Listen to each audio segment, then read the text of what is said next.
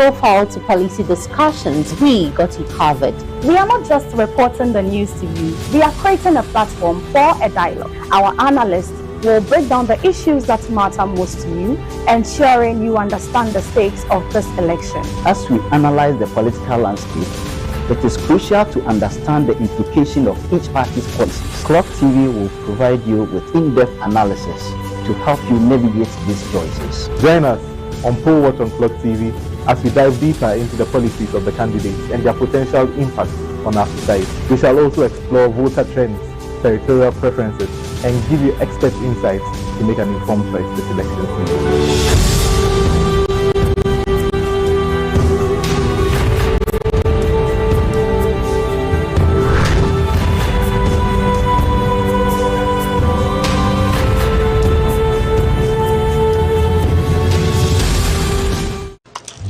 What's that?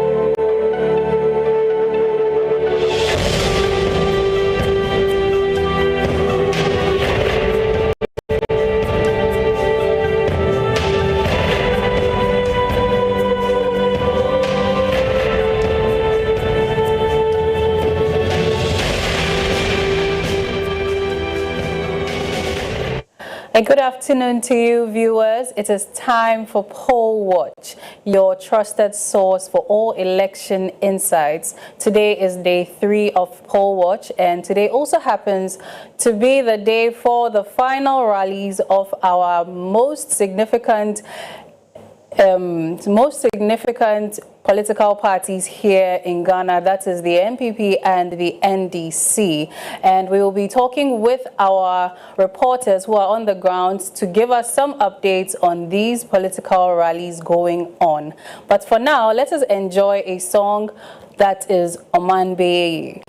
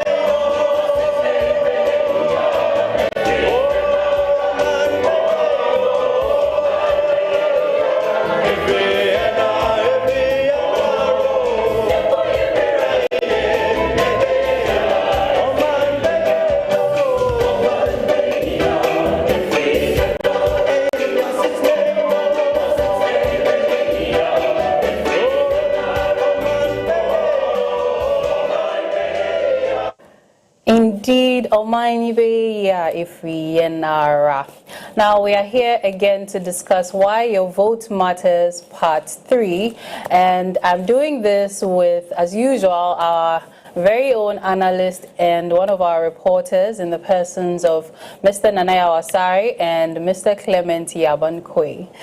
Good afternoon, gentlemen. Good afternoon, Ariel. How are we doing this afternoon?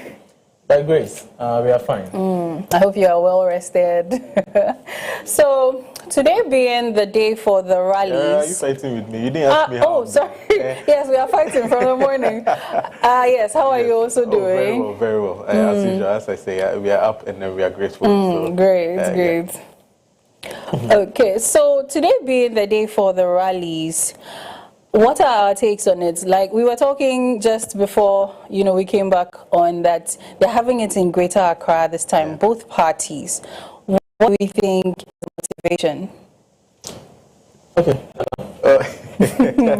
Okay, since Clement is asking that I go first. And now when you look at the trajectory of Greater Accra and how the results have been swinging historically from 2008, 2012, 16, and then 2020, the past elections. Now, when you look at the results, as I was saying, you do not actually know where it's swinging towards. Okay. It can swing towards the MPP at a particular point. It can swing towards the NDC at a particular point, both parliamentary and presidential. So, in order to sort of maybe galvanize the last interest of everybody that's present in there, and Accra is also the capital, so everybody knows what's going on in the country. By just taking into consideration the statistics that Accra is actually bringing out. So some people say that since majority of the elites, that is the majority of people who can read and write, literate, in Accra, it actually shows the number of people who are voting based on policies, because when you look at other regions, irrespective of performance, government performance and policies, the people tend to vote on tribe sentiments and all that. So Greater Accra historically has shown that it is no loyalty, or is not loyal to any political party, but it swings to the one who is prepared the most, or who invests in their rallies the most. So I'm sure Greater Accra is as a result of the fact that it has a lot of swinging voters in this particular region. So if you're able to get majority of the swinging voters in Greater Accra, then I think you're on your way to sort of maybe salvaging victory for the elections. Clement, I don't know your thoughts on that. So what are your thoughts, Clement? Yes, so I think Nana has really said that Greater Accra happens to be one of the regions that's will be known as the swing region. Greater Accra, Central region, there's these two regions, and some even Western region. So Greater Accra over the years has been hosting final rallies of these two main political parties. Last 4 years too, these two main political parties held in Greater Accra. The last time NDC did it outside Accra was, I think, somewhere 2016. That's when they did it in Kumasi. But of late, it's Greater Accra. So the question is, why Greater Accra? Why not any other region at all? So as Nana said, it's a swing region. And when you say a region is swing, it means that voters, they don't vote in a particular direction. For example, I'm an NDC. They don't do things like that. As Nana said, they vote based on performance of the government. Since Greater Accra happens to be a place where the government, the seat of government is, and almost all economic activity happens in Greater Accra, voters look out for development, they look at the economic happiness, and they cast their vote. But notwithstanding, we have access to large voter base. That is why political parties will turn out to come and do final rallies in Greater Accra, because in all the regions, Greater Accra has the highest voter population over the years, and even this 2024 election, Greater Accra has it. So, as a political party, if you want to target a region, it's Greater Accra you need to target, because that is the place you get the huge number to add up to whatever you are doing. So, I think these are the few things political parties look out for. That is why they choose Greater Accra. But Clement, I don't know whether some people are also of the notion that you target your opponent's strongest region, and then you go and have it over there, so that you can actually get the number of people that you think will be in your favor, well, just to get them convinced. And for instance, the MPP are targeting 74% in the Ashanti region. If the NDC had gone to the Ashanti region and then they had gone to do their how do you call it, their rally over there, mind you, maybe they may reduce that percentage further, and then they may win some people over, because not the rallies just don't go on. It's coupled by entertainment. Someone can even vote by the fact that this particular political party made me see this artist perform. So there are a lot of reasons why people would tend to vote in a particular manner or pattern. So there's also the other notion that if you want to weaken your political party, notwithstanding, because you know that in Accra, there are swing votes. All of the other political party, the rally is not going to maybe be of much significance because, as you said, they don't vote based on tribal affiliations and other stuff. They vote based on performances. They vote based on not affiliations per se. So now, if you are able to leave Accra and focus on other regions where you think might be the stronghold of your opponents, then you might weaken them to your advantage. I don't know what you think about that. It's very true. Okay. But you see, we have what we call strategies.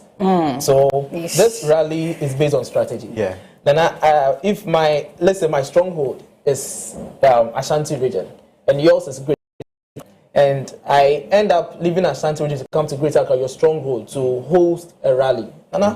You know, the Ashanti people will get angry. No matter, I'm making a point that no matter the rally I do in my opponent's stronghold, Charlie, they are already addicted to their party. That is point number one. Point number two, doing a rally at a swing region gives you a higher advantage, because if I go do it in my opponent's home, for example, NDC going to do it in Ashanti region, and NPP is now doing it in Greater Accra, when you weigh the two, when you weigh the two, you realize that NPP will get greater margin of Greater Accra votes as compared to me doing it in Kumasi as an NDC, of which I will not accumulate so much over there. So at the end of the day, it's not really going to sound very well to voters. And now you know, people say that for example, the strongholds of other political parties, let's assume now we know NDC stronghold is Volta region. Even if yes, that is a fact. I lie. That's a stronghold. It's not based on anything, but it's based on factual. Exactly. Of the voter turnout in the region. Yeah. So NDC stronghold is Volta region. If NPP, let's ask why hasn't NPP considered doing rally at Volta region? So as you said, a strategy. Yes. Now in 2016, you mentioned that the NDC did their rally in the Ashanti region, Kumasi, and now it didn't turn out in their favor. But when you look at the performance or the results of the election, the NDC recorded one of their highest prior number of votes in 2016 in the Ashanti region. So you can say that it worked well for them, but maybe opportunity cost. Wait and see which one, because people in Accra, it's assumed that they've made up their minds already. The rally is not going to sort of dissuade them from changing their decision, because they've been at the receiving end of the economy, the economic performance, the economic indices. That is basically the hub of Ghana's economy. Everything is going on here, mainly one of the main places. So they know that whatever the result is, I've made up my decision to vote for you. So maybe the rally wouldn't even play any significant role. I'm sure that was the strategy behind the NDC holding their rally in 2016. So I want to ask, now we have a situation where the two parties are holding their rallies pretty close to each other. They're in there's some amount of proximity. We have MPP holding their rally at the Legon Sports complex, the stadium, sorry, and then we have the NDC holding it at the Zurak Park in Medina. So with that, what do you think is the motivation? And for me, it bothers me a lot because of the traffic I'll face going home. But what is the motivation? Why so close? What are some of the anticipated things that could happen? Because I was even thinking about the fact that maybe, like, I think earlier in the morning we were talking about maybe when they are both on their way home and then there's a clash and then there's some heckling, it could spark up something. What would be the motivation for this? You see, yesterday I was thinking that why would NDC choose Zura Park, and specifically Medina? And why is NPP going to Legon to do their rally there? Per my own analysis, I realized that when you take a constituency like Adenta, which is close to Medina, it's a swing constituency. Yes. Anybody can win. This 4 years they changed, the next 4 years they changed, the other 4 years they changed. So I realized that NDC want to use a strategy to maintain that seat for their parliamentary candidates. That is Abu Ramadan. Yes, to maintain that seat. And since it's also close to Medina, where so it is in the Medina constituency. Yes, it's happening in Medina constituency. Yes, that's Francis Xavier's. Yes, but I'm making a point that Adenta is close to Medina. Yeah. So indirectly, it's these two constituencies that are hosting. And looking at the fact that any people also want to take that seat from the NDC. NDC is using a strategy to maintain that seat. Okay. So and then the Ayawaso seat also comes exactly. That's the point I was going to make. I also see that we have issues now currently, Lydia. So NPP also want to use that. So NPP want to use that strategy and to maintain that seat of Ayawaso seat where Legon also is. I think my analysis, these are the two things I would say that motivated. I think you got a spot on there because looking at the sort of the description that you gave to the Medina one, even the NDC primaries itself, you could see the turnout over there, where they had the likes of Nano Yebampoado, they had the likes of Abu Ramadan all contesting for the seats, and then they had there was another lady who is it the Akosia Menu? That's for MPP. No, that's for though. MPP. Yeah. There's other lady who sort of swung some of the votes which were supposed to go to Nana Oye's side to her side. It was very, very close. That shows you the kind of competition that is even intra-party wise than to talk of the interpolitical parties. So it's as Clement said, spot on. They are trying to capitalize on the retaining some of the seats that are theirs. Ayawaso West Wogon, one of the hottest seats in Ghana, considering the kind of investments that are being placed over there. We have almost a lot of these real estate investments being in that particular region. We have a lot of the airport is in there. We have some of the ministries in there as well. So there are a lot of things that the political parties hold dear to their hearts that they want to actually claim. Then, if that's the case, wouldn't other regions and other constituencies also have this? Why are we being sidelined? Why won't you come and do it in our area or our vicinity? Because I don't think we've had rallies in somewhere like I'm talking about final rallies, not the smaller scale ones. Something like in the north or somewhere in the western region, some of the other regions that don't necessarily have much limelight compared to maybe Greater Accra and Ashanti region. Wouldn't they also feel sidelined? And don't you think that would also influence voter turnout? So I think I think Clemens actually mentioned it and earlier on that the reason why they wouldn't want to go to other regions is because of the voter population in Greater Accra. So if you are going to forgo, because voter population in Greater Accra for the past election has been over 2.5 million. So everybody wants that share, that share of that particular vote. Everyone wants to cross that 1.3 million mark in Greater Accra. So if you do not make the requisite investment in Accra, and then you think that maybe you're okay, and then you want to go to another region because Accra doesn't vote based on tribal sentiment, Accra doesn't vote on, then it's then again an opportunity cost which I'm sure most of the political parties have weighed and seen that the benefits of holding it in other regions wouldn't be so much of something that they would need, just like the way NDC had to learn about it in the hard way. All right, thank you so much. So we have our reporters on standby, so we'll be communicating with them soon. And also, as we are here on Poll Watch Live, coming to you from Clock TV, we are also live on our Facebook and YouTube channels on social media, so you can join in the conversation, send your comments, send your questions to our live stream as well. You can send your comments to our WhatsApp number that will be displayed on your screen.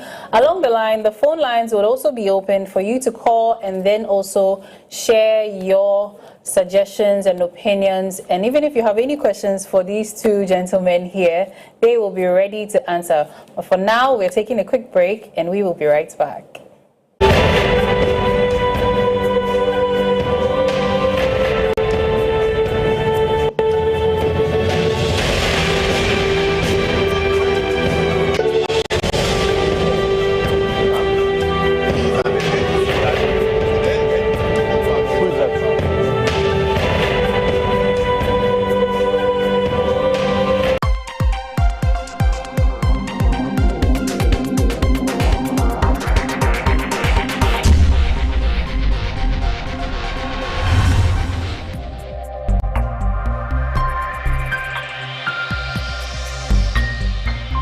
Clog TV, beyond the policy.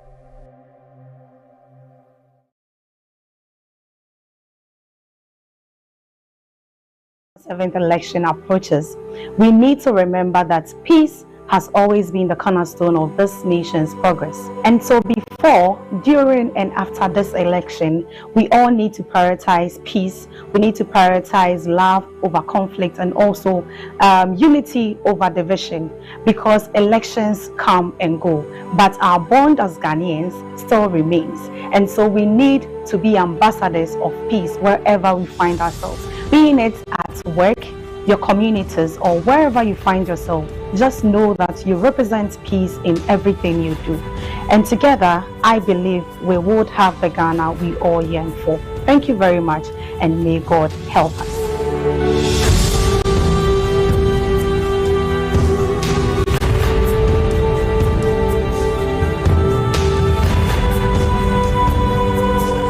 As we prepare for the December 7 election, remember, we are all in this together. We may have different political opinions, but let's stand for unity. My name is Beatrice Bampuado, and I stand for peace.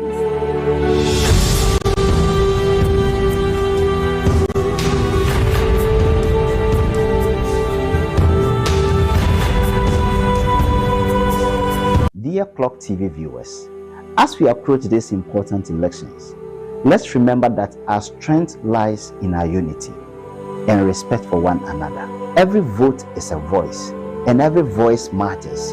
Let's embrace this opportunity to shape our future with dignity and peace.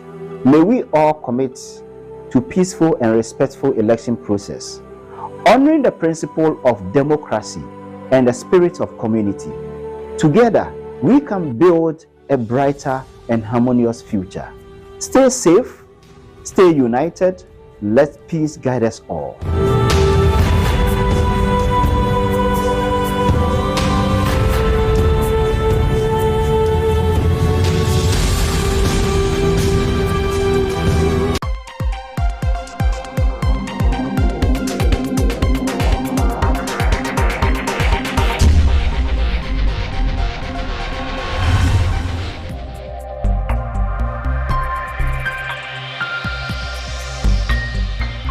Clog TV, beyond the policy.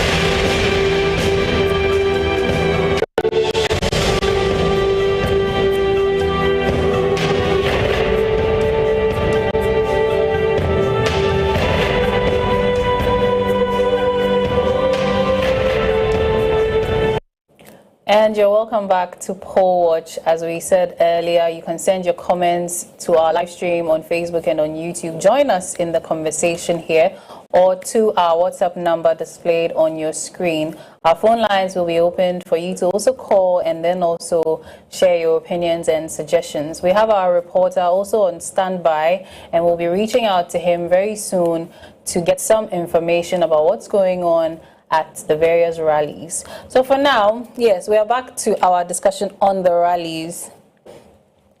Yeah, so Yara, you were asking a question. Okay, so we have, sorry to cut you, we have our reporter. We've been able to get him now. So he's at the NDC rally at the Zurich Park. Hello, Peter. Hello, Yara. How are you doing? I'm doing very well, thank you. All right. So, yes, can you tell us what's going on and where exactly you are? Okay, so currently I'm reporting live from Zurich Park in Medina, where the National Democratic Congress is holding its final campaign rally ahead of the 2024 general election. Under the theme, Let's get in Ghana, let's finish strong. The atmosphere is electric with approximately 800 voters gathered here. Okay. The crowd is in high spirits, cheering and chanting slogans. Then we are yet to see the flag bearer and the running mate after party dignitaries to arrive. And so I can say that the people are really happy and they are waiting patiently for the flag bearer to arrive to get whatever information he has for them today. Okay. Have you interacted with any of the people there on the grounds to find out how they are feeling and their anticipations for the coming elections? Okay, so I was able to speak to some supporters, and the consensus is that the NDC has a winning message and a strong team. So they are confident that their party will emerge victorious December 7th. Okay, great. So, what time exactly are we to expect our flag bearers and their entourage also coming in? Okay, so the time was scheduled for 1:00 p.m., but as it stands now, they are not around. So we are hoping that in about 2 or an hour later, you have them on ground. Okay. So we will definitely reach out to you again shortly to find out what's going on. And please keep safe. Don't have too much fun there singing and dancing. Thank you so much. All right. You're welcome. Yes, gentlemen. So we just heard from Peter Insia. He's at the campaign grounds for the rally grounds for the NDC, and they are patiently waiting for the flag bearer and his entourage to also come.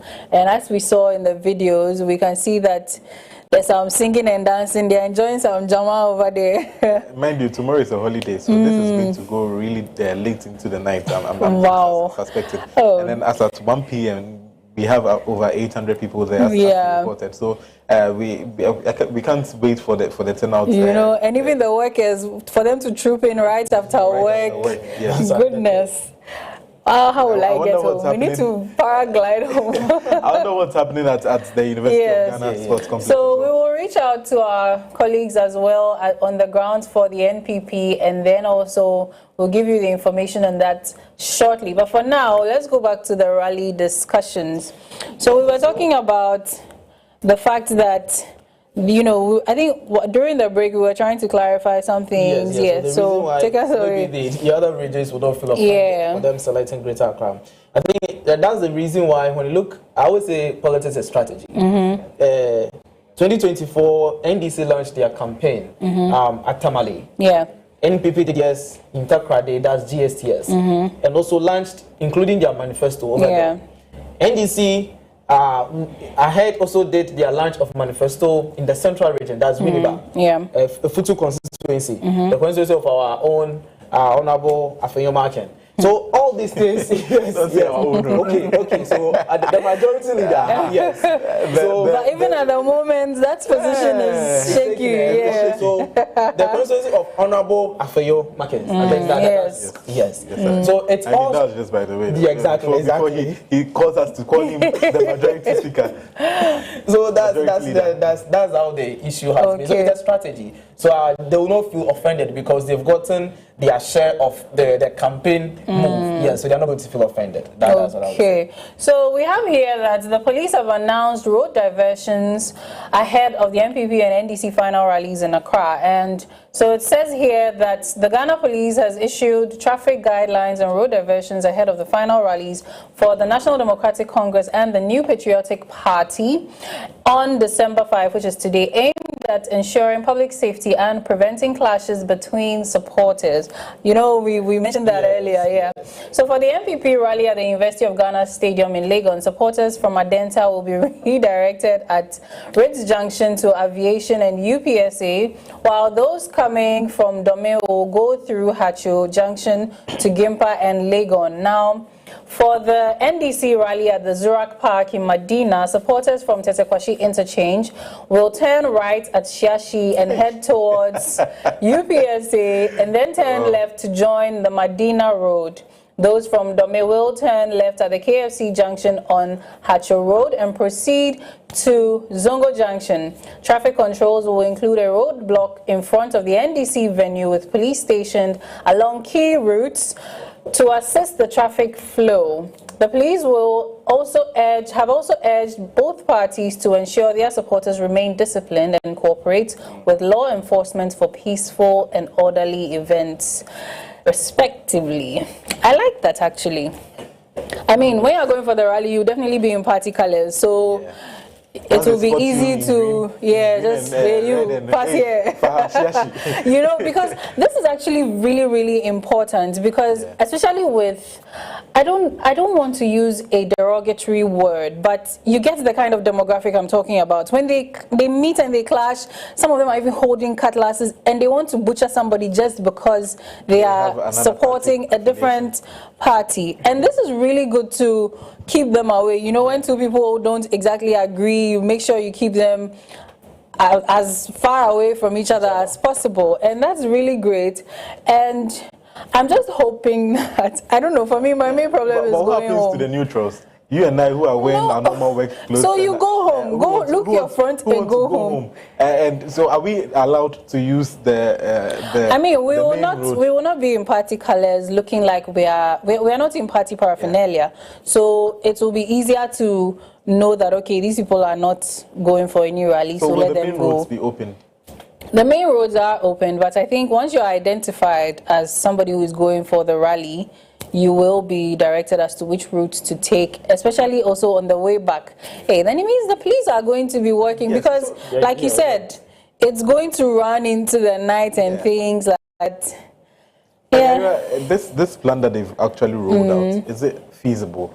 If I'm in my car, I'm almost to Shashi, is it that the police will be stationed and then be redirecting people so that they use other sides of the road? And even if I have a party color and I know that this particular place is going to be a short distance for me, will they allow me to go? But before any comment on that, my observation in this particular one, we've seen the Ghana Police Service actually deny people from maybe protesting or maybe using a particular stretch because of security reasons. Yeah. But then again, this same security reasons is being ignored when it's come to the fore that MPP and NDC just less than 5 kilometers apart having their rallies we can't say it's been totally ignored. They have tried to put certain measures in place. But putting the measures in place is just so that you just reduce the risk. But the risk could have been mitigated because they clearly mentioned in their statement that despite rallying calls to both political parties to sort of maybe change their venues, but you are the police. The law enforcement. The law enforcement agencies. Why would you play the role of just do as you want, but I'll just try and maintain peace? But you are supposed to ensure that the police, when you take when you want to protest at a particular place and then they see that there are the police will be more than the protesters. Exactly. They block you off and tell you that you cannot use it. So I think that same stance was supposed to have been used for the political parties to ensure peace. Imagine if one was doing it at the Accra Sports Stadium or the Independence Square, and then the other was doing it at the Legon Sports Stadium. Yeah, that would have been much better. Yes, traffic would have been managed properly. The safety of people would have been managed properly. But right now, should there be any issue happening, even we've seen things happening at Intako, where wow, that's a core memory. Schools clash. Yeah. They take out cutlasses and T-squares and all that to fight their just because of proximity. Yeah. So now, if proximity is causing a security concern, you as a police force initially are not supposed to agree to let them have it over there. That is my point. They are agreeing to let them have it over there. Both parties is first of all a non-starter. Now we are made to sort of manage and minimize the risks that are going to occur. Not talking about even traffic, which today, if you know you're going home and you're still around Accra, then please just to Wadrim, close your mind. Yes, just find a place and relax for a while. But we haven't heard. Have we heard anything about the fire service, ambulance services, and things like that also being on standby? I think they are all together. Okay. Because considering the concern you're also raising, there may be a need for that. But then also, I like to have faith in our people that all these peace songs and everything that we've seen all these years, maybe the risk wouldn't be that high. Oh yes, it won't, not at all. Okay, so would you also say that the police were not able to really stand their ground to prevent them from having their rallies in such close proximity because, you know, there's the incidence of something like orders from above? Exactly, that's the point I wanted to make. Okay, take us away. It's really the fault of the police, Ghana Police Service, yes. And the two political parties, you should have known that the location for both of you are not right. Like, it's not right. They should have. They should have. And it's serious that two main political parties like this have agreed to do it at the same location, of which people know that area itself, there's a lot of traffic. But I was following it. I didn't want to talk much because it's just from one outlet. Talk much. And the information I have is from one outlet because the NDC is saying that they went to the Independence Square for that place to be used for their rally, but they told them that is not used for a political event, so they will not allow them for such. Yeah, fair enough. Yes, so that is why they went to Medina Zurak. But how about the Accra Sports Stadium? I don't know. Maybe it is still under renovation, so they didn't want to give it to political parties. Yes, but they should have done better than this. Yeah. Yes, because there are so many avenues. Yes. Even not going as far as LWAC. LWAC is yes, that one just be close to the soldiers. If you misbehave, you collect slap. There are so many places that they could have used. Yeah. We have the town parks at Teshinongwa and all those places. Could it also be that maybe they didn't send in their petition for these locations early enough for any changes to be made? I think for now, we can't really speak much to it because we don't have that. Yeah, we don't have that information. Yes. Well, that's true. Well, then let's move on to this next issue here. So the EC is set to hold regular media briefings on December 7, that's on the election day. And so it says here that the Electoral Commission has announced that it will hold regular media briefings throughout the election day, that's December 7, 2024, to keep the public informed and ensure transparency during the election process. Now, these briefings will start at 9 a.m. with additional sessions scheduled at 12 p.m., 3 p.m., and 6 p.m. Now, from 9 p.m. onward, briefings will continue as a result of various regions come in. Each briefing will last no more than 30 minutes. Now, these briefings are a platform for the Commission to address reports from around the country and respond to any election-related concerns. Now, only media personnel with accredited National Coalition Center cards are invited to cover these sessions. Now, the Deputy EC Chairman, Samuel Tete, also emphasized the importance of verifying election-related reports through the Commission to avoid the spread of misinformation. Now, he reaffirmed the Commission's commitment to delivering fair, transparent, and peaceful elections and expressed the intention to collaborate with the media to keep the public updated. Now, for clarifications, the public can contact the Commission's toll-free number 0800 324 324. I take that again, 0800 324 324. Now, as you are contacting EC, please, my cherished view, our WhatsApp number is not for the calls. So please take note, the call number will be displayed on your screen, and I would also inform you when the phone lines are open. So for now, you can send your messages to our WhatsApp number that's displayed on your screen intermittently. So yes, EC says they'll be holding press briefings. That reminds me of COVID, briefings that our president used to do. Those are good times. Good times. Good times in terms of the relationship. Hearing from our president, yes. Exactly. He always came to give us free things, free water, which we later paid dearly for. Anyway, would you want to understand? Okay, so the EC once again, because EC, you are advocating for transparency in this election. All the other agencies that help you in the election, there is none whose contributions can be equated to that of the media in ensuring transparency when it comes to election. We have the security forces who are there to ensure safety.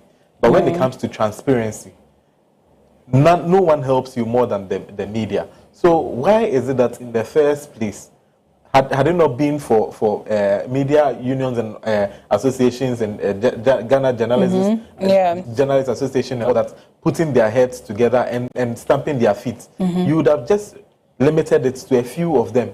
And does that speak to your advocacy for transparency in this particular election? So we have to talk about that. And then why it looks as though they were forced to make a U-turn.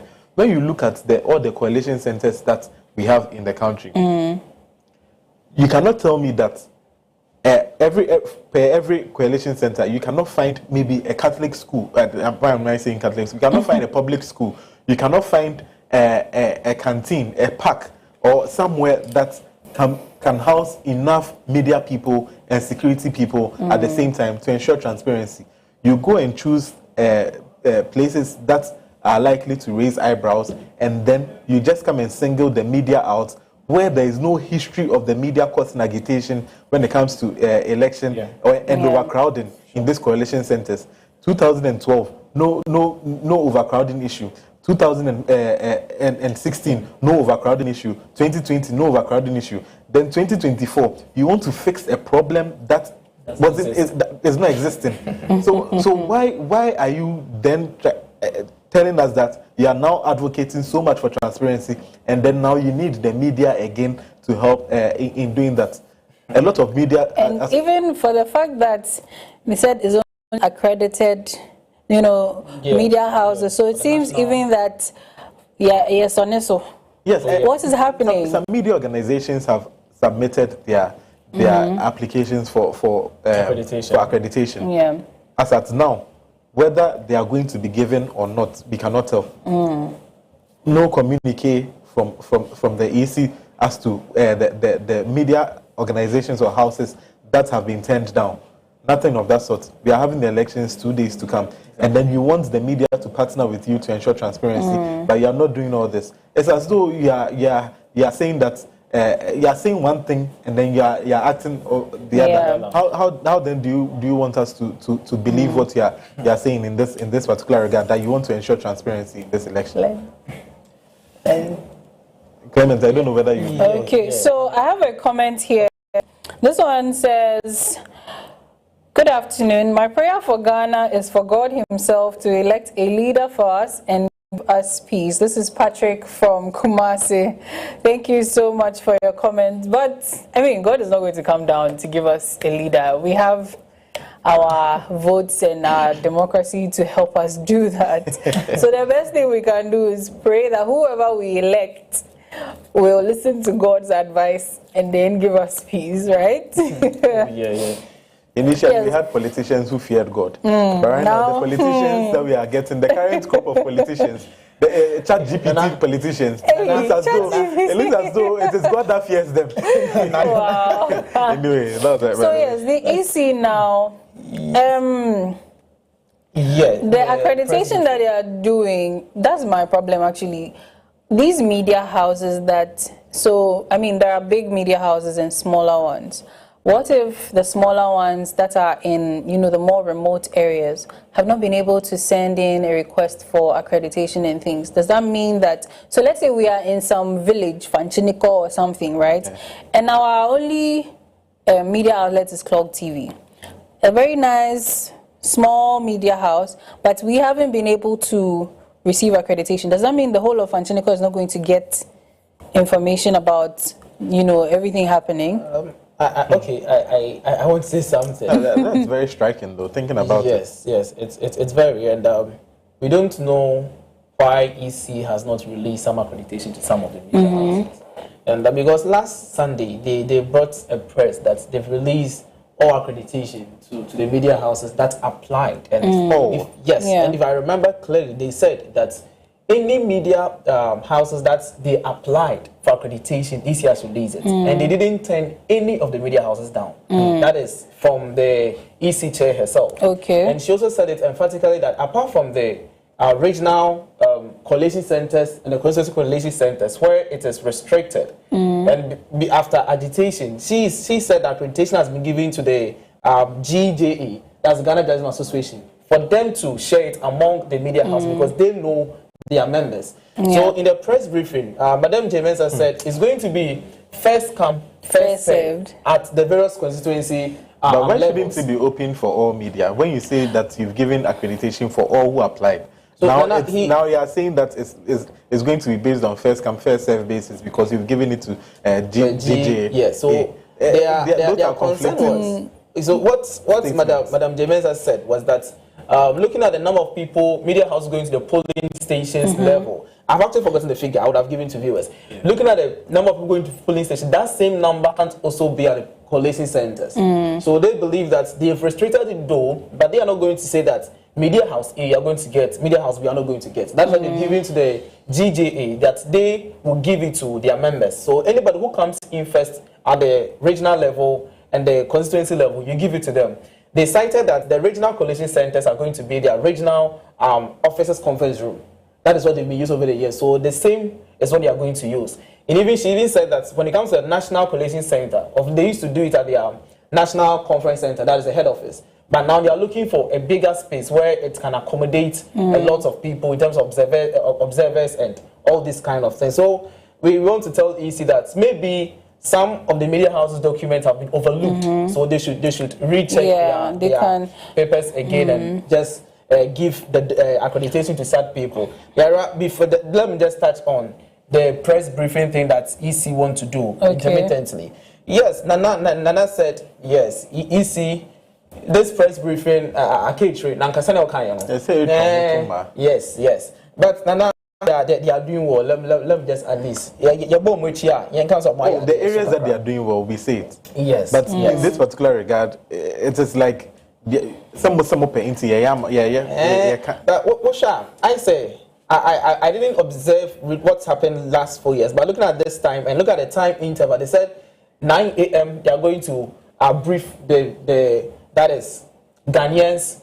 12 p.m. they're going to give 3 and then 6 p.m. 9 p.m. So they'll be doing that interval, and it's going to be for only 3-hour interval. Only for just 30 minutes. Yes, just 30 minutes, not more than 30 minutes. And I looked at, okay, fine. If you're doing this, then what is going to happen is going to bring out building public trust in the process, so that if there's any issue happening somewhere, it can quickly be addressed and quickly be adhered to. I also look at it. We'll come back. We'll come back to this quickly. Let me take this comment.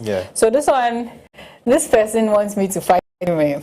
Okay, so this is from Michael Amweni. He says, Nana always hits the nail on the head. We appreciate you voicing our concerns for us as it is. Thank you. We are up and we are grateful. Thank you so much for your comment. Another one says, okay, so I think this is a response to the comments about the God, electing a leader for us. So he says, I disagree with you that God will not come down and elect a leader for us. He will guide us to choose a leader who will make Ghana a better place.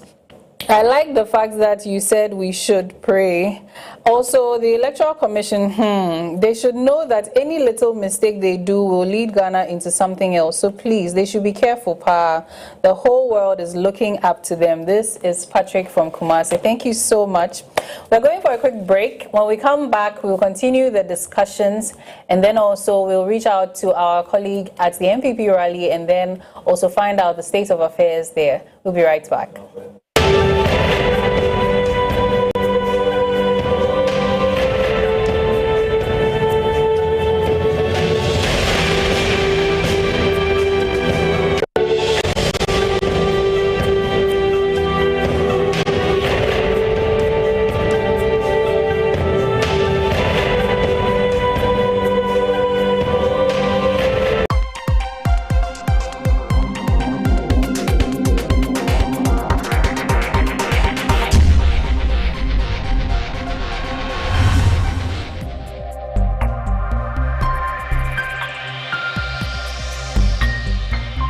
Clog TV, Beyond the Policy. Dear Ghanaians, as we approach the 2024 general elections, let's remember that peace is our most valuable treasure. Elections is about choices, not conflict. Let's respect each other, speak with love, and vote responsibly. Together, we can keep Ghana united and strong. Peace, our power. I am Clement Yaban Kwe.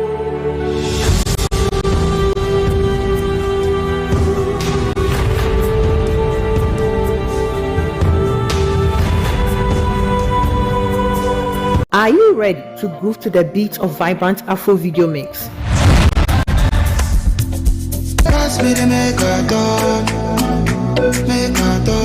When you dance on you are the ones you make it mad. It rush by when it be more.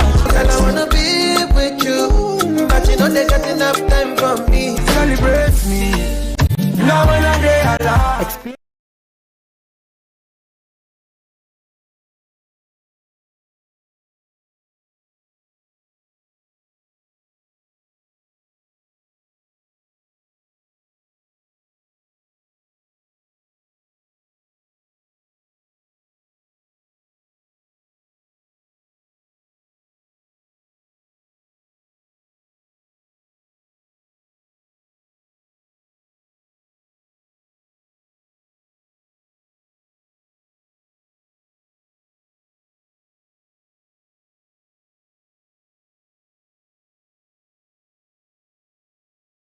Because elections come and go, but our bond as Ghanaians still remains.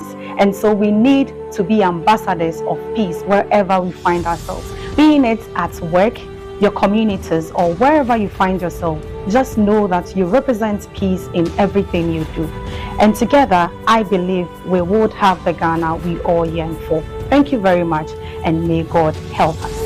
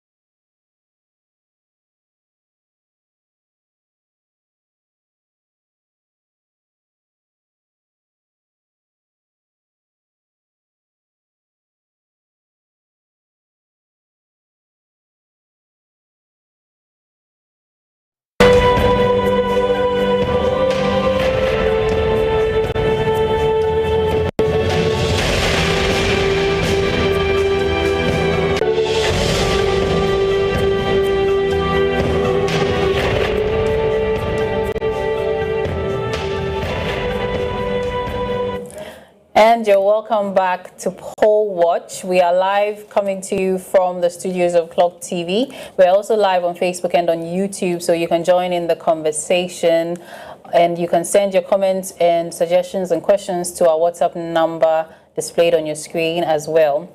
Now, the anticipated phone lines are also open, so you can call in and then share your opinions on the topics we are discussing.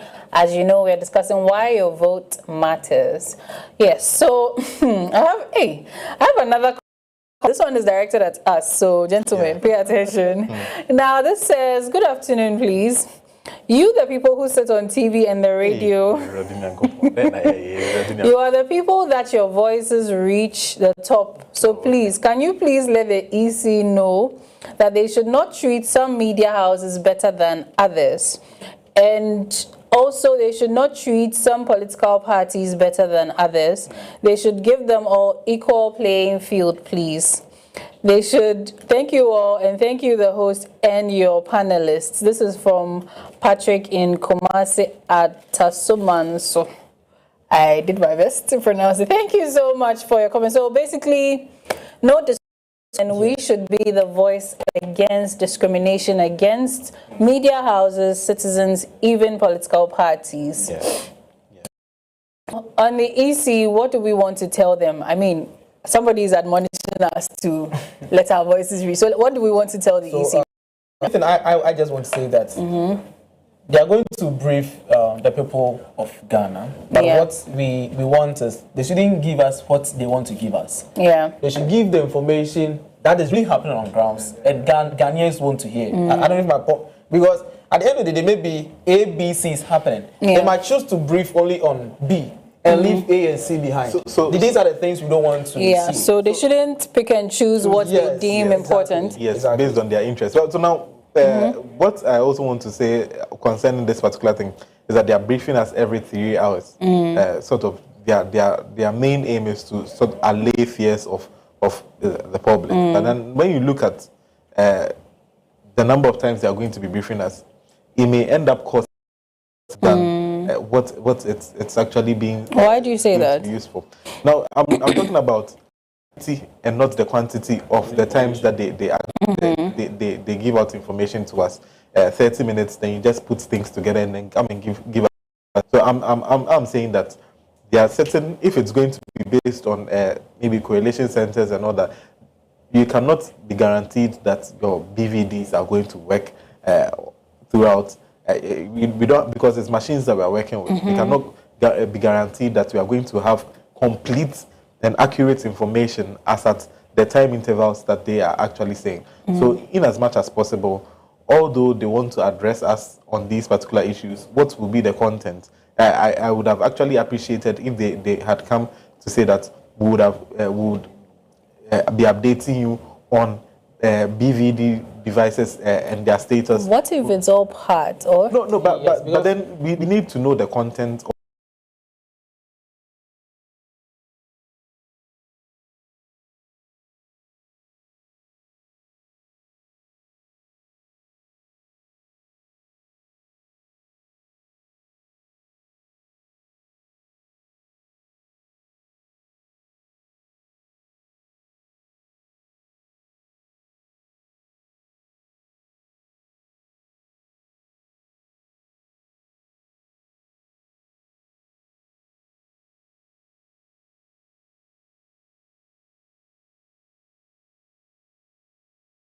From them. Yes, but I think it will basically be about election happenings. I don't think it will be something that will be so much into other matters than what is happening that very day. All happening, because when we read the statement, they said as at 9 p.m. From 9 p.m. they'll be giving us updates on results. 9 p.m. they're giving updates of results as it comes, including that of the constituencies, regional results. So as it comes from 9 p.m., it will be giving us the updates during their press briefing. So I think it's just going to be happenings on that very day. But what we are so much concerned about is being choose the kind of information they want to give to us. They should it should be a briefing where it will cover all regions, happenings in all regions. They shouldn't choose a particular region over the other, thinking that maybe this region is for this party A, this region is for party B. So you're going to report only on party A regions, happenings there, only on party B. These are the things that the people of Ghana don't want to get. Yes. Yes.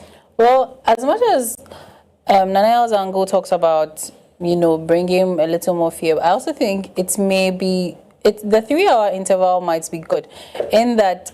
Imagine we hear from the EC at 9 a.m. The next time we are hearing from them is around maybe 6 p.m. So wouldn't that rather cause, hey, what is happening? Yes, so why aren't we hearing from them? I'm not so much talking about the timing, you know, but I'm talking about the quality of the information. That's why with the 3-hour intervals, based on whatever they've been able to accumulate, then they can give us. So if at 12 noon, maybe they tell us, okay, we started the voting process at maybe 6 a.m. As at 12, which is half of the day, BVD machines have been operating at optimal, you know, speed, everything is fine. Then maybe at the 3 p.m. we're going to hear, okay, voter turnouts in the various constituencies have been good. Something like that. I don't think they can give us the details of the kinds of information they would want to churn out because we also don't know how the day is also going to turn out. What do you think? Kinds of details per se. I think your point is spot on. But what I'm trying to say is that they can put it based on themes. For instance, you're not going to talk entirely. We are going to be talking about sort of maybe the same. We are going to be talking about voter turnout. We are going to be our briefings will address voter turnout. Our briefings will address the devices being used. Our briefings will address maybe issues at certain places. Yeah. We know that whenever you are coming to update us, you are coming to update us on these particular things. Yeah. So that because media houses will also be reporting, right? That's why I'm saying that media houses will be reporting, and the EC's report is that which will be held paramount to all the media houses. If Clock TV at Ayawaso West, and then we see that DVD devices are not working, and then so that we'll know that when you are coming to also give your press briefing, you know that you are going to tackle that and explain to us why it is not working. So you see, otherwise, if you do not tell, we will not know what. Right now, if I tell you what are you going to hold the AC accountable for in the briefings that they are going to give, you may not have any answer to it. Yeah. Okay. So, yeah. So with the situation where EC will be given press briefings, do we know whether they will be using our main media houses or they have their own media house that they will be using? I think they said the accredited media houses for national policy segments. Okay, so in a situation where maybe, like Nanaya mentioned, that maybe Clock TV has gone to see that VVD machines are not working properly at maybe Ayawaso West, then maybe EC doesn't want to sort of cause fear and panic, so they would rather come and say, oh, the BVD machines are working. But Clock TV has reported that BVD machines have broken down. In a situation like that, how do you think they will be able to deal with it? Yeah, so I think they should be. I think the idea are going to rely basically on their electoral officers, electoral officials on grounds who are going to give the information. But my major concern, I would also say, is that it should be based on importance of the reports they are going to give us. We don't want to expect, let's say, only reports on Greater Accra region. Neither we don't want to hear only reports on Ashanti region. Yeah. And it shouldn't be so generalistic that at 3 p.m. all BVDs are working. Whilst maybe people in Takrade, parts of Takrade, say in Crawford, they are experiencing issues with BVD machines. When things like this happen, there's going to be mistrust. Yeah. And that kind of transparency, they are going to get. They're not going to get it. Agitation. Exactly. So they should put measures together to make sure this thing really works. So do we also think that the 30 minutes will be adequate to give us thorough updates?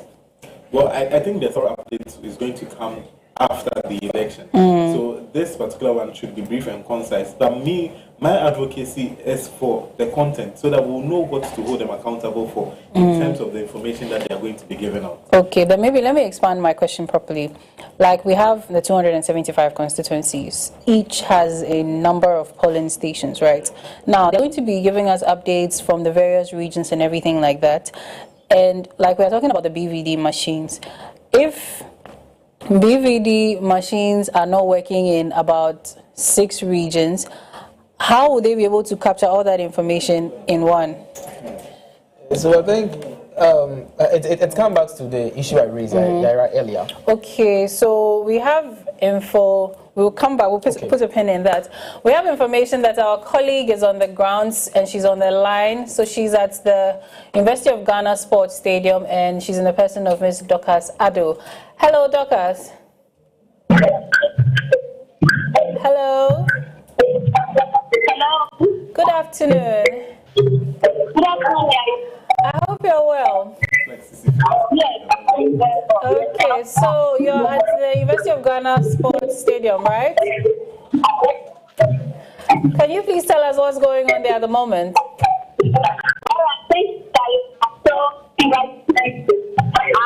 the University of Ghana Sports Stadium, the NPP party holding a closing final political rally. And they do that victory rally. And they're expected to have some discussions around. At the moment, we rather have political people and youth, some children who are here. Earlier, Clock TV arrived here at 11:15 a.m. And upon our arrival, the place was actually under setup. But then, an hour later, we have people chipping in, not just people, but then I keep mentioning them as party faithfuls coming on feet and others also in buses and then private vehicles. And then it has made the place really show. We have traffic along the stretch of the Okongolo stretch. Yeah, so at the moment, that is what the situation is about here. And the political, the NPP is also having some health screening for people trooping in. Yeah. Okay. It looks like from the we have the media presence on the secret massive dropping. We have vendors around. Okay. The ambulance service and of course security is well here.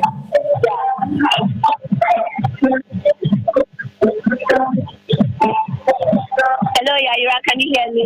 I can hear you. Can you hear me? Yeah. I was saying that it looks like they've taken... I said earlier, that's about the situation here now. Okay.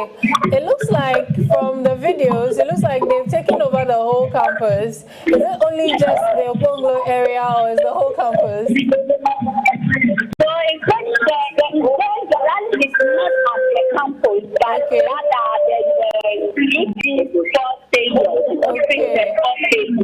Okay, so not on the campus, but it wouldn't really come as a surprise having some students chipping in. Yeah. Of course, people are in our area, so you can't really make out with the students and non-students. Yeah. So that's what the atmosphere looks like. Yeah. Okay, so at the moment, have the candidates arrived? Has Dr. Mahmoud Bawumia arrived? Not yet. Not yet. We have hundreds of people chipping in. Okay. So the candidates have not arrived, from what you're saying, right? Not yet. Not yet. Okay. So we will reach out to you again shortly when they arrive to find out the state of affairs. And please do stay safe. Thank you too. Oh, wow. The people are trooping in on campus. It seems like a lot. I think even the university students would want to go and see what's going on there. Oh, wow. Even on the roads especially. You know, with the NDC one, it's a park. So we didn't really see a lot of cars. But happenings on the road. This is our issue about the traffic. I could see STC buses, some branded friends of Cozy, I could see police buses as well to ensure security. She also re-emphasized on the fact that she also mentioned the ambulance issues. And the ambulances and fire service are all there to calm tensions, but the issue of the traffic the traffic is on my heart.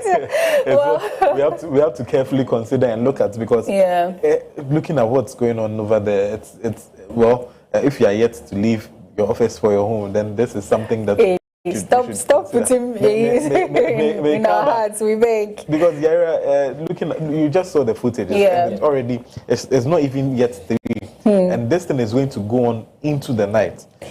It's likely to end up around. We'll find a place to go. Maybe we'll get a plane home or something. So we have a comment here. Then we come back to the issue of covering the giving us the press briefing. So this one says, "Good afternoon, Yaya. Please, I think from today till Saturday, the EC should please try all the BVD machines to know they are all working properly, including the spare ones. Please, the way and Ghanaians are eager to vote this year, please, there should not be any BVD that is not working or that is not working matter or voting materials no reach early matter." As I said earlier, any little mistake will give people the advantage to send this country into something else. So please, the EC should not be the tool for people to use to create confusion. Thank you so much. That is a very inspiring comment here. So he's saying they should try all the BVD machines.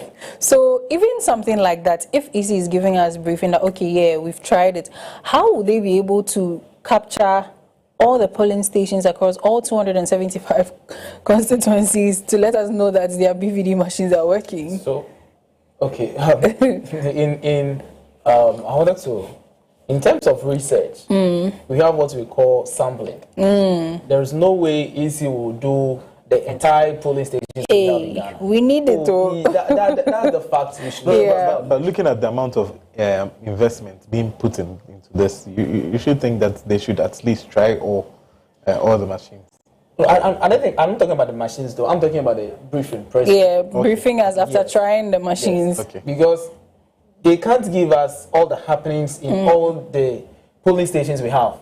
It's almost 400 and something thousand polling stations. I don't think EC can do that. So what they'll base on is going to be sampling of some of the polling station, and based on that, they'll use that as their reports. And I also think they would also rely on some of the media houses to give them information on. Since the media houses will be on grounds, almost all the polling stations, I think these are the avenues they are going to use. So we want to see the first press briefing, the second press briefing. Then from there, we can say something about it. Yeah. Yes. I mean, I'm not condemning them for their briefings and then the number of times they want to brief us. What I'm actually saying is that they should give us something to hold them accountable. So that you cannot say that you tell us something and then we just be waiting and listening without knowing the content of what and the context through which you are going to be telling us these things. So it's something that we have to consider always. Sure. Yeah. So but this 30 minutes, would it be enough for the briefing? Yeah, I think Nana answered this issue, that they will not actually go into details. They'll just give us and considering the fact that it is only accredited media houses that are going to have access, now they themselves are also coming out with briefings. So the flow of information, it seems that the quantity of information will not be enough. It will not be a lot. So in this case, 30 minutes, no. We hope so. Okay, so almost 30 minutes.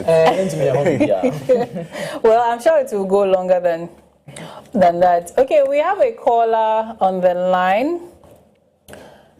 Yes, hello. Hello.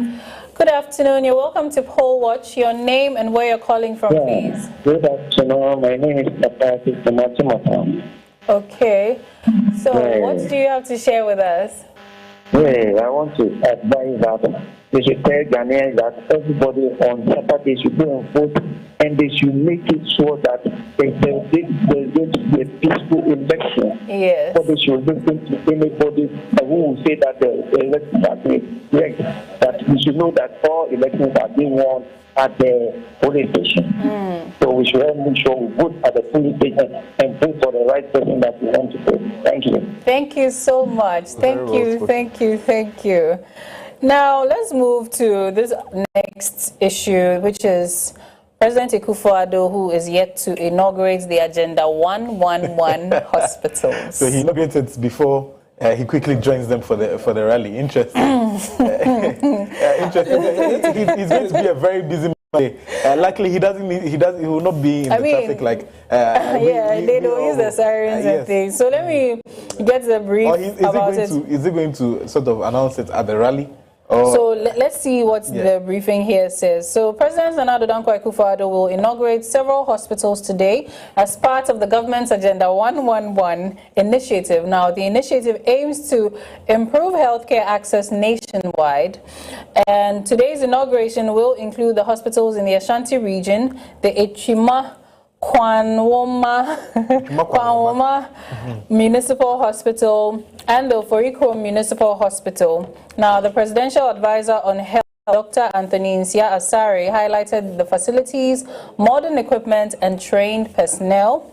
And Agenda 111 is a key element of the government's plan to strengthen Ghana's healthcare system.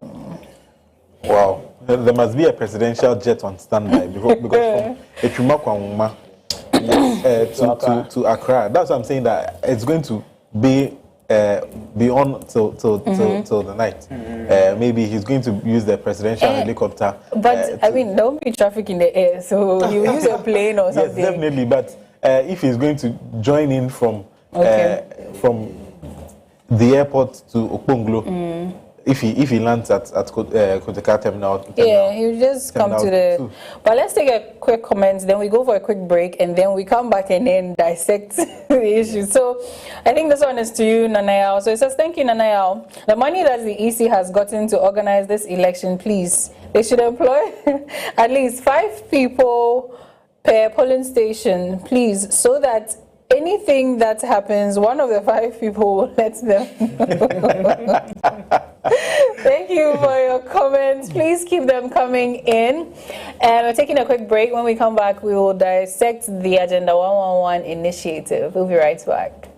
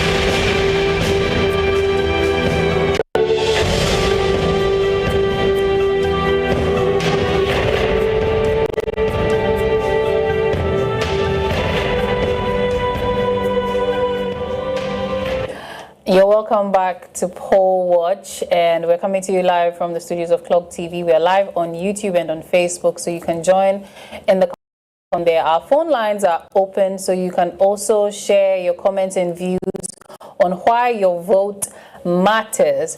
Now, just before the break, we were just about to discuss the Agenda 111 initiative, and Nanaya was saying that our president is going to be very busy today, and I must say I agree. Now, to that, we also have another comment, and this one says, come to Agenda 111, when he told us, please, let's try it, Kasakwande comments a little. Okay. When he told us in 100 days, those hospitals will be ready, why wait 3 days to election to commission this Agenda 111 hospital?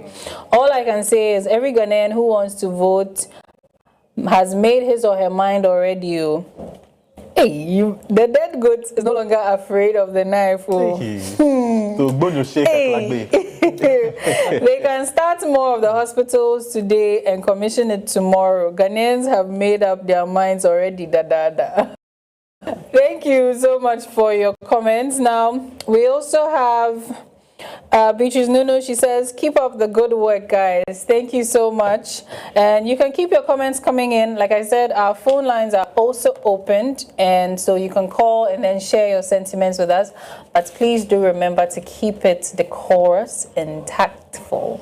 So yes, quickly, Agenda 111, then we go into the analysis of our elections over the years. So let me just say this, and go, that takes us there. Yesterday we were discussing about commission of things. And today to health-related issue. I don't know why it's just some few days to election. Yeah. And today we have commission. Today we have, I don't know, but commissioning of e-gates. Yes, that was yesterday. Let us keep it on the hospital before the time for analysis lapses. What I want to say is that, in as much as the president is doing this, they should have looked into. So it's convincing voters who have not decided yet. It's a form of letting Ghanaians know what they've done. Yes, we really love what you are doing for Ghana. But this thing sometimes, Nana, it annoys voters. Because voters would be like, why do you wait till now? Yeah. Yesterday, someone made a point that, yes, maybe this is the time for the project. This is the right time for them to that was Randolph, integrate. I agree with that. But next time, the various governments should take into consideration that we are in election year, and anything you do, it either affects voters positively or negatively. Okay. So they should take these two things into consideration. So we have a caller on the line. Hello, Bella. Hello. Hi, good afternoon. Good afternoon. You are looking good. Thank you. I'm sure you're also looking good from where you're calling. Yeah. Okay, so what would you like to share with us, please? All the candidates on the ballot paper, it seems the race is now between NPP and NDP if they are being real. Yeah. But one thing is, the two parties, their policies, they are not explaining it well. I don't know if I was for NPP, but I wanted to change my mind. Okay. And I wanted to follow the NGP conversations. The flag bearer will say something, the communicators will say another thing. So there's a disconnect. Especially with the 24-hour economy. Okay. I don't know. I'll still vote for them because that's the only option. So it seems there's a bit of a disconnect in communicating the policies to our citizens. Yeah, so I think some of the media houses take up, explanations of manifesto. So I think what she's also actually reiterating is the need for another option for people to also look up to and analyze. And we were talking about it this morning. I don't think it's far-fetched. Well, I mean, she's even saying the flag bearer would say something, and then the communications would also say something that does not seemingly tally with it. And so understanding becomes a bit of a problem. So maybe she can go for the rally today. Yes. And listen to the message from yes. So Bella, you said you wanted to vote for one of the political parties. Then you can make your way to the Zurak Park in Medina, and then we'll hear from the horse's own mouth some of the things he intends to do for Ghana if and when he becomes president. Would that be okay? Or she may also pass by the Okpunglu rally grounds and then see how far she's going to understand the policies of these people. Yeah. But then again, she mentioned that the only options that she had was MPP and NDC. It was NDC because she's affiliated to the MPP. Okay. And the option doesn't look like it's good enough. But anyway. So we also have Francis on the line. Hello, Francis. Hello. Good afternoon. Good afternoon to you too. Yeah. What would you like to share with us?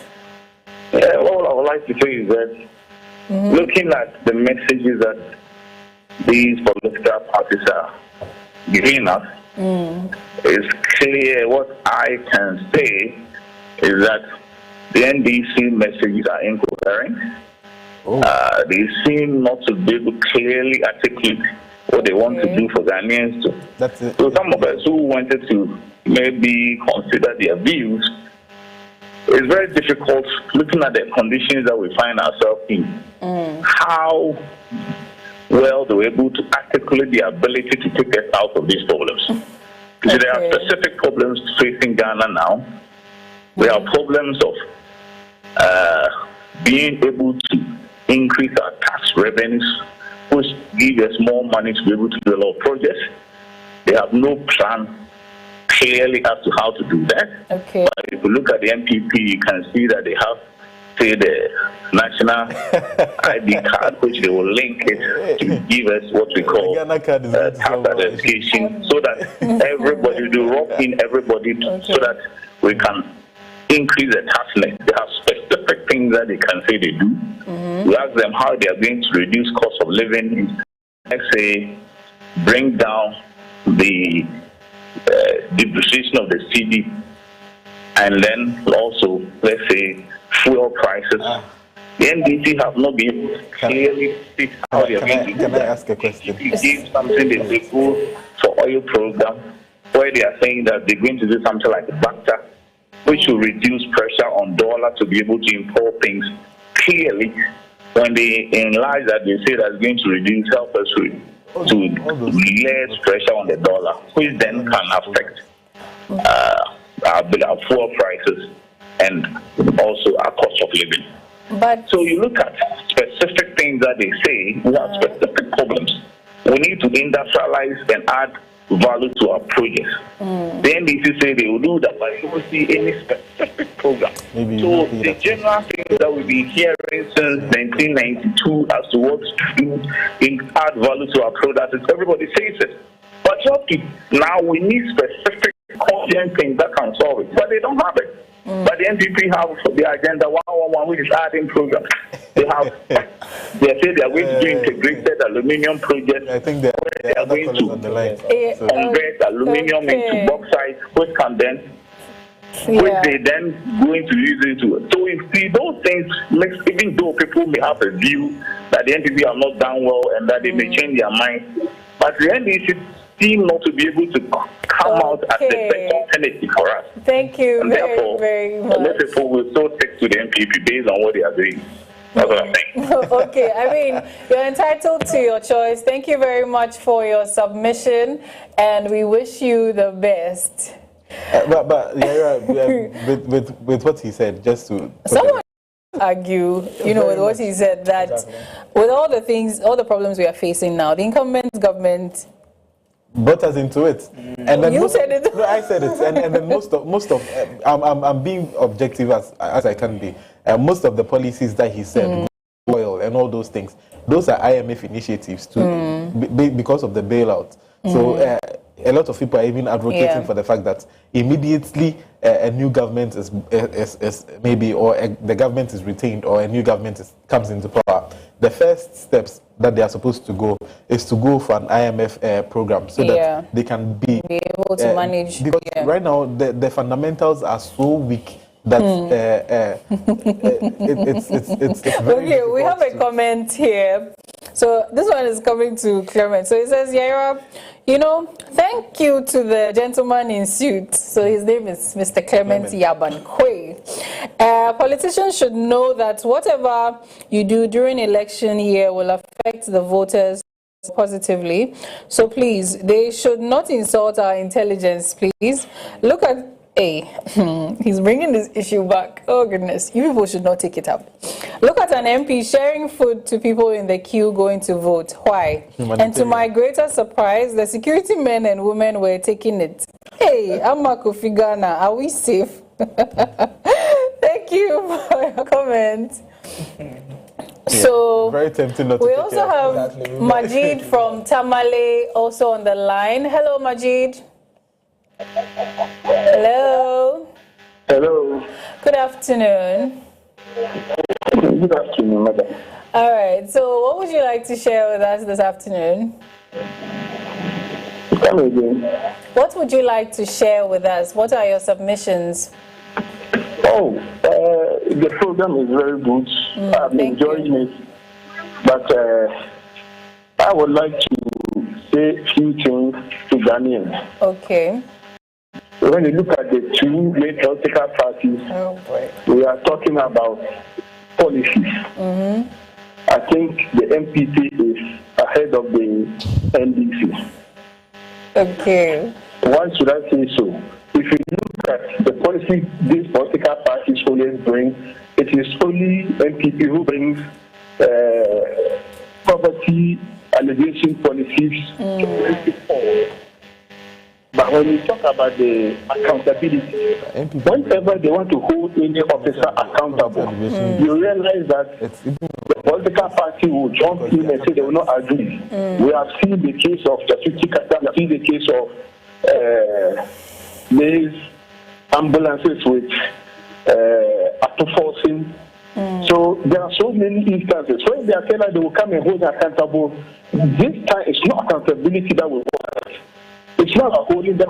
It's about what we will do to move the country forward. I think we are getting to a stage that we have to, let me say, we now have to make sure that we make sacrifices for the country to go forward and be like that of the Dubai, that of the Malaysia, the Arab Emirates, and those ones. So I think it is the NPP who can move the country forward. Look at their policies, the digitalization, the agenda 111 they have started and they are finishing some. Look at the one this party they are doing. I think we can do better. Okay. To win power for him to get the 4 years and take the money and go home and enjoy. Thank you. And thank you very much. So, thank you. All right. Thank you so much for your submission. So we were talking about the Agenda 111. Before we go into the analysis quickly, will we even be able to get... We have less than 15 minutes. I think let's switch to the analysis. Yes. Over the years, our and then the patterns, if we can have that displayed on our screen, and then Nanaya takes us away quickly before more calls come in. Okay. So do I need to move back or I'll start? Okay, all right, cool. So let me be at this particular side. Now, let's go. On our screen, we can see the presidential results right from 2008 to 2020. That's the past 4 elections that we've held in the country. And now in 2008, we saw the MPP. And also, let's look at the total number of voters and then the percentage of turnout. In 2008, we saw 4,159,000 votes, 159,439 votes, and which resulted into a runoff. The NDC also. Okay, Daniel, can you hold on? We have another caller. Hey, I don't think we'll be able to do our analysis, but we'll do our best. So, hello. Hello. Good afternoon. Your name and where you're calling from, please. I'm Francis calling from Boga. Okay, Francis, what would you like to share with us this afternoon? I wonder if the NPP and NDC change the different parties. But back at the Upper East, we don't have any problem in the Upper East. NDC came and went. NPP came and went. Yeah. When they spoke about the factory, we had no other factory.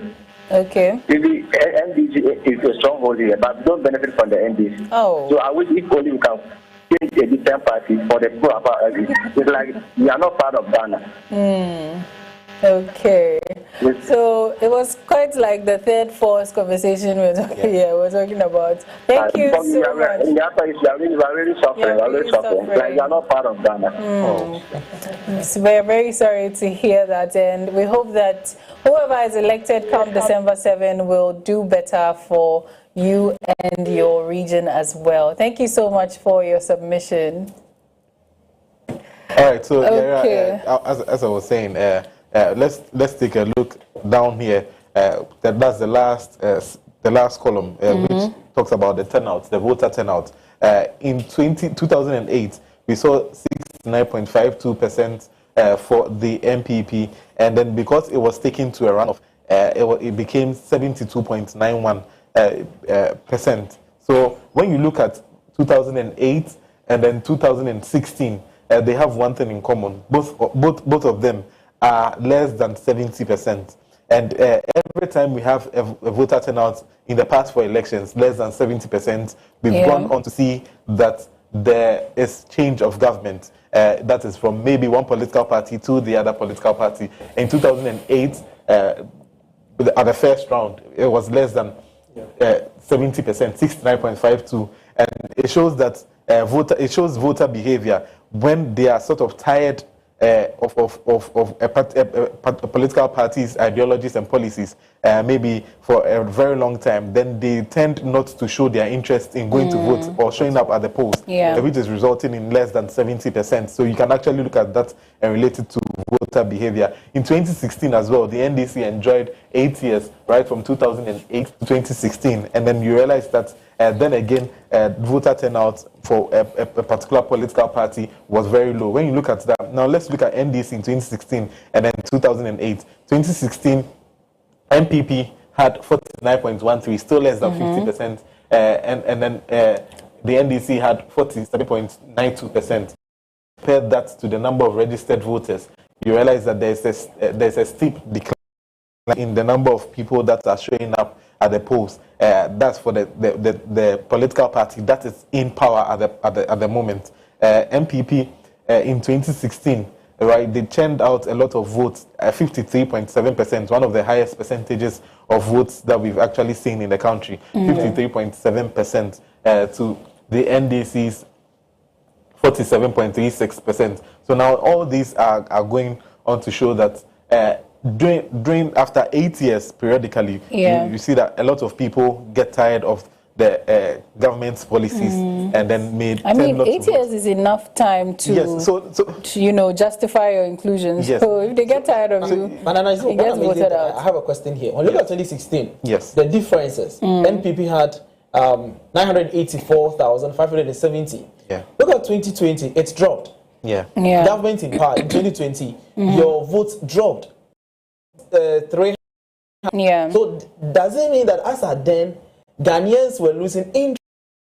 Look at the differences. I'm talking about the difference. Look at the difference in 2008 as well, and then 2012 too as well. You see that the difference for the government in power drops. That should tell you an idea about voter behavior. This morning we were talking about Matthew Opoku Prempeh trying to convince the KJTR market women to come out to close down so that they will be able to come out to vote. Why? Because after 8 years, voter turnout for the party in power is usually less than 70%, and they need that more than 70% to actually sort of assume power. So it's something that is really dicey for them, and then it's something that they have to really turn their attentions to if they want to win this particular election. Now let's look at the turnout for the years as we were talking about. In 2008, the first round, 69.52%. That's the number of registered voters. In 2008, 69.25%, or less than 70%. Now, in that, or in years that the governments have continued in power, that's in 2012 and then 2020, you realize that we have more than 70%, which is 79.43, and then 78.89%. So it's showing voter behavior when they are sort of tired of your policies, or maybe they are not. After 8 years, when you've been on the seat of government for a long time, it's normal for individuals to require change, and sometimes the way they express their change is not showing up for you at the polls. So these are some of the reasons that I can give for their. Thank you so much, Nanayao. Thank you for this brief but extensive explanation. Very, very extensive. But Nana, I don't know if we are yet to experience the same pattern, or this time around things are going to change. If we are going to experience the same pattern, meaning that this year too, the voters turnout to very low. So it's anticipated low. That's why. I don't believe it. Well, because we have more youth. We were even saying earlier that more of the voters now we have that have been registered are also youth. And considering how they came out in their numbers and they are protesting against certain things, wanting change, they would want to try and then do something about that. When you look over here, the total number of registered voters, the numbers increase quite a lot. But then those who actually show up is what we are talking about. Yeah, so they will show up. The numbers may increase, but the trend is trying to tell you that although the number of registered voters will increase, they will not show up to vote. And maybe that is their way of saying that they are advocating for change, not necessarily showing up to vote for the other political party. Because in Ghana, if you do not like MPP, then you like the NDC. Well, you cannot like the NDC. Both of them. So it's very difficult to make such a choice. So Yaya, over to you. Thank you so much. To the end of poll, and as sharing with us, voter turnout to be quite low after 8 years, but Poll Watch is here to tell you, come out in your numbers to vote. You don't need to like one political party or the other. Just come out and vote for the change you want to see. And we will see you again tomorrow. And of course on election day as well, bringing you information as well. And we'll be talking with our reporters who are at the rally grounds at the moment, and we'll bring you all the good information as well. Thank you for staying with us throughout Poll Watch, and we will see you tomorrow.